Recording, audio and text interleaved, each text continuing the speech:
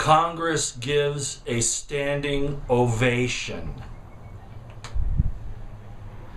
congratulating the DC police for their conduct in killing Miriam Carey. Frankly, this is a perfect example of why having military drills in populated areas is wrong. Remember the Florida flyover by the helicopter shooting M60 machine guns? I wonder how many people had heart attacks because of that.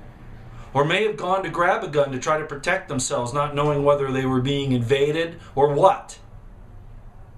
And now we have this down in DC.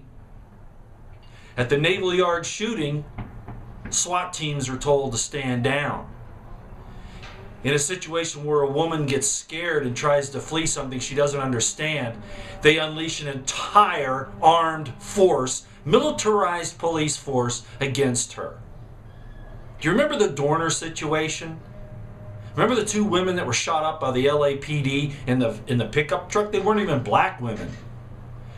And the truck wasn't even one that matched the description of Dorner's. The militarization of police and police brutality are wrong. The police cannot, should not ever be militarized, ever. Can I speak with authority on this? You're damn right I can. And if you people, and I know I'm preaching to the choir here, but I'm saying this because I know the NSA and the FBI watch this stuff, okay? I know that. CIA. Listen, you guys are cowards. You ever hear of tipping a car? You know, what could you have done here? I mean, yeah, okay. I realize there was a possibility that this person was carrying explosives in their car. I realize that there's a possibility of that. But overreaction and shooting her through the window.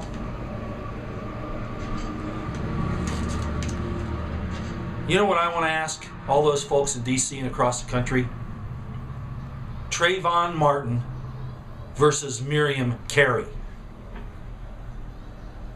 You just had an innocent woman who was scared, running because she didn't understand what was going on, and she was murdered by the government. Yes, I understand the cops, you know, but you know what? This thing about officer safety is way overblown. They talk more about officer safety than they do about public safety, about the safety of an individual. Do you know how many people I went up to as a police officer who had weapons that I didn't have to shoot them? This whole terrorism thing has come down to where we make everybody a terrorist and justify anything that the government does. I want to know why you people out on the streets right now rioting, demanding justice for Miriam Carey. This is disgraceful. It shows how this race stuff is used by the politicians. I'm really disgusted. A standing ovation by Congress. What they should have done and said, you know, we're really sorry this happened. Okay, the police, you know, they made a mistake, maybe, or they didn't even have to say that. The police may have, you know, taken this woman out because we didn't know who she was, but a standing ovation? You are disgusting. This is a democratic republic, not a democracy that we can vote on who we kill.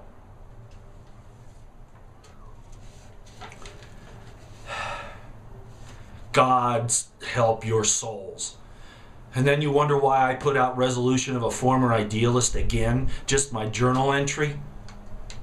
And you look at this disgusting, despicable behavior.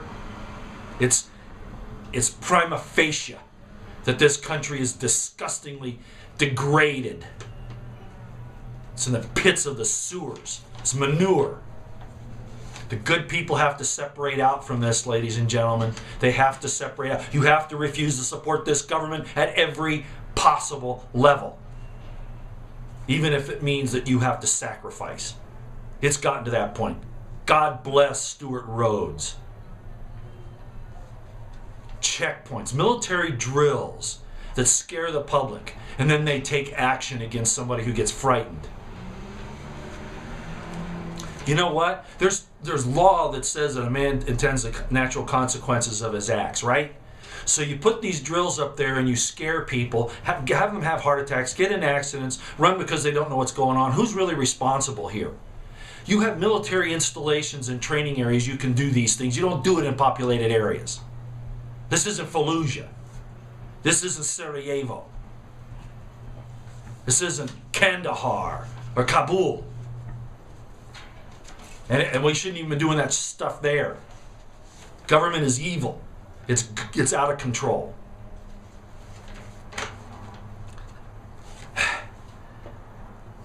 The NSA and the DHS now say that if you believe in privacy, you are a terrorist. Have terrorist leanings. The Director of National Intelligence, James Clapper, claims that the shutdown and sequestration will increase our chances of disaster by 75%. What a... almost lost it there. Oh, what a liar. You look at that guy, and you look at Michael Hayden too. They look like Nazi war criminals. They've got death in their eyes. And they've been put in power. There's a reason they have death in their eyes, because they're going to bring it to you. Look out for false flags, ladies and gentlemen. You know, they're playing this thing up with Miriam Carey pretty well, but they got some other stuff planned. I've been getting information, but you know, again, timetables are always hard to tell. They're going to do something. They're going to do something. If we have a major disaster, a major false flag in this country, it was the government that orchestrated it. They either used provocateurs or they did it themselves. It's coming.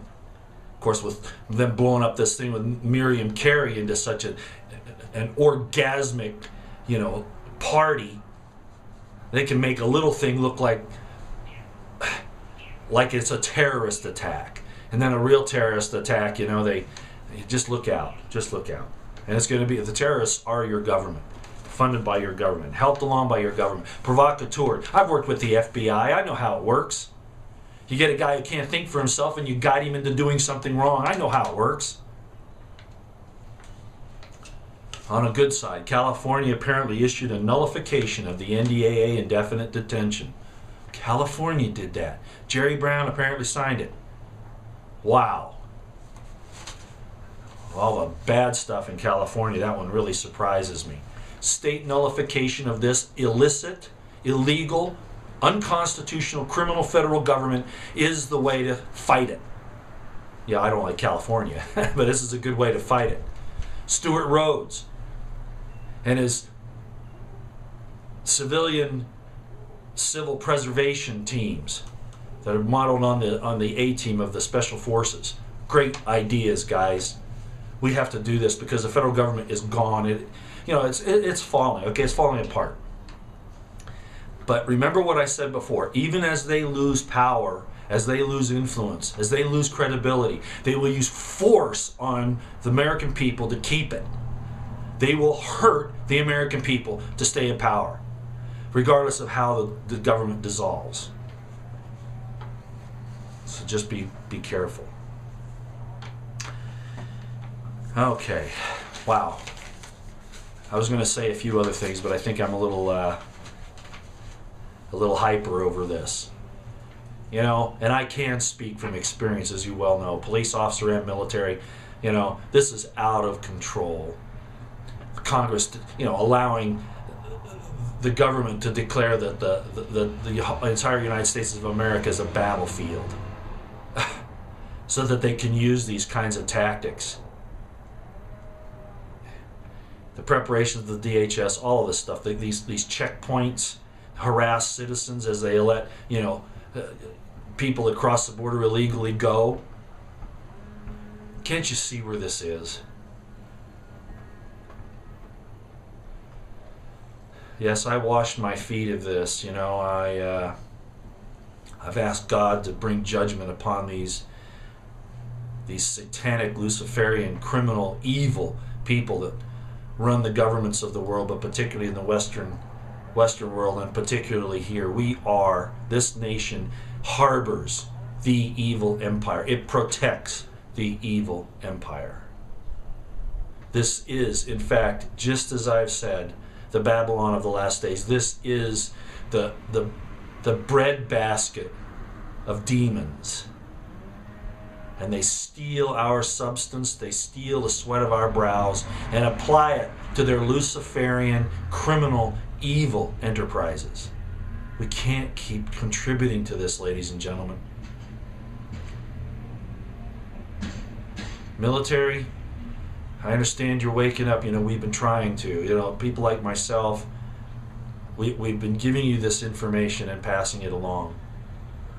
Remember, you're there to protect the people of this country, not to make war on them. The police need to be left alone as peace officers to handle the public. You need to protect us against foreign and domestic invasion. Domestic invasion? Whoa, what's that?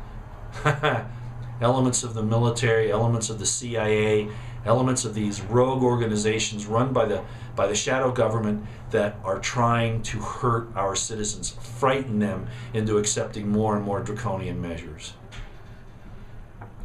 I don't have a whole lot of respect or confidence in the DOD or the Joint Chiefs of Staff and the chairman of the Joint Chiefs of Staff, General Dempsey. And this whole thing with Syria was going on. He basically did not support it, which really surprised me. Actually, it really surprised me.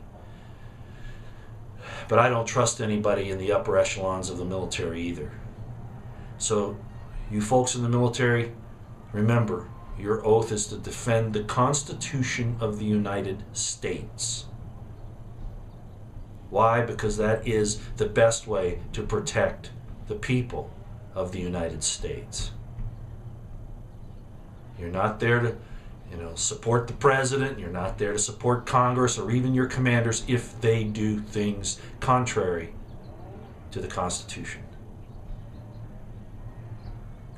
The people are the fourth branch of government, really the first branch, because the people are who created the states and the federal government. This is not a democracy. This isn't two wolves and a sheep deciding who's for dinner. This is a democratic republic where majoritarian coercion cannot invalidate the Bill of Rights of an individual. Go back to another thing. God is liberty and life in virtue. The devil is slavery and death in decadence.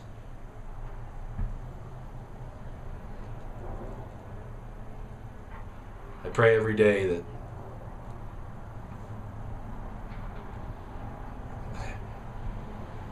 whatever you worship, I'm not going to use names here because, I look at what's in the heart of men and women rather than specifics. Because even those who say that they've been saved by Jesus, very few of them have actually met him. All manner of blasphemy and sin will be forgiven unto man, except blasphemy against the Holy Ghost, which is an assurity of truth. And most of us don't have that assurity of truth. We're still trying to seek it out. As James said, pure religion is this, and undefiled before the Father, that you take care of the fatherless and the widows, and that you keep yourself unspotted from the world. That's true religion.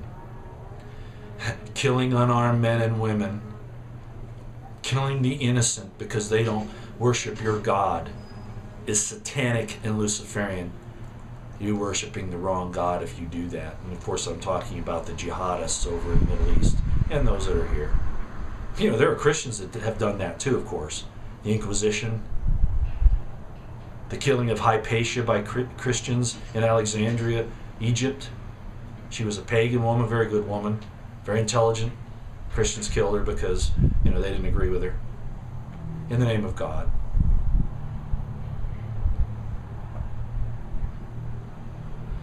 If men can't approach and know God, but God has to come down to them, then you can't hold people accountable for your interpretation of God.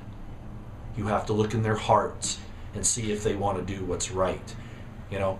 Everybody wants to be right, but few people want to get right. And for those who are trying to get right, they have an open heart and a contrite spirit. And God will accept them long before He accepts you who adamantly swear that you're His followers and that you will gladly kill anyone who doesn't maintain your interpretation. And you will reap the rewards. And that goes for the government too, because these government people that worship the government think it can't do anything wrong, that it is God on earth. I did that video a while back where Obama, blasphemed and said that the USA and Israel are eternal. That was Luciferian double talk code for saying that they represent God on earth. I already explained that. Government is not God. God is here or the government is supposed to be here to guarantee, to fight for, to protect, to preserve God-given rights. And if it's not here for that, it deserves to be dissolved and a new government instituted. And of course, when I say that, I'm not saying to throw the Constitution away. I'm talking about getting rid of the evil, corrupt forces that are in it. So I'm not talking about overthrowing the government of the United States. I'm talking about ensuring that it conducts itself according to its own supreme law of the land. And no, I will not give a standing ovation to those officers in the DC police, Capitol Police, any of those people. You guys are over the top. Again, standing ovation, Congress. Trayvon Martin versus Miriam Carey. Who really, in that situation, deserves our love, our condolences, and hopefully to learn from our mistakes. God bless you, Miriam Carey. I'm sorry.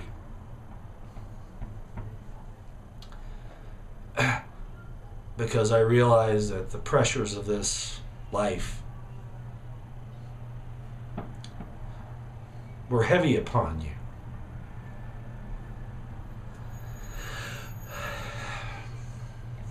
And the poisoning of our water, our food, giving us prescription drugs, the media, all of these things hurt us instead of lift us up.